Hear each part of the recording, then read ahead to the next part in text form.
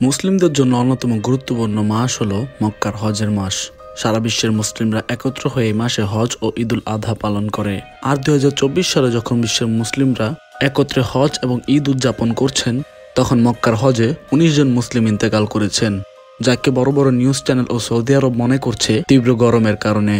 আর এই তীব্র গরমে ইন্তেকাল করা মানুষদের মধ্যে 14 জন হলেন জর্ডানের, আর বাকি 5 জন হলেন ইরানের নাগরিক। সৌদির পুরো দেশে, বিশেষভাবে মক্কায় তাপমাত্রা বৃদ্ধি পেয়েছে, যাতে বড় প্রতিকূলতার শিকার হচ্ছেন মক্কার হাজিরা।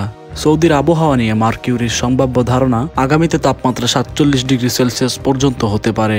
তবে মৃত্যুর এ বিষয়ে এখনো কোনো মন্তব্য করেনি সৌদি প্রশাসন। তবে সৌদি আরব তীব্র গরমের প্রতিরোধের পদক্ষেপ হিসেবে সর্বদা ঠান্ডা পানি ও এয়ার কন্ডিশনার বৃদ্ধির আশ্বাস দিয়েছে। এছাড়াও সর্বদা মোতায়েন করা হয়েছে হাসপাতাল কর্মীদের। আর এই হাজিদের মৃত্যুর খবর তখনই আসে যখন হজে সর্বশেষ গুরুত্বপূর্ণ ধাপ, শয়তানকে পাথর নিক্ষেপ করার পর্যায়ে শেষ হয়। এবছর পুরো 18 লাখ হাজি তীব্র গরম উপেক্ষা করেও সৃষ্টিকর্তার ইবাদত পালন করছেন। অন্যদিকে সারা বিশ্বের মুসলিম হজে ব্যস্ত কিংবা ঈদ আনন্দে মেতে উঠলেও ভালো নেই গাজাবাসী। ভাঙাচোরা শহরে আদায় করেছেন নামাজ, কাটিয়েছেন আনন্দবিহীন ঈদ।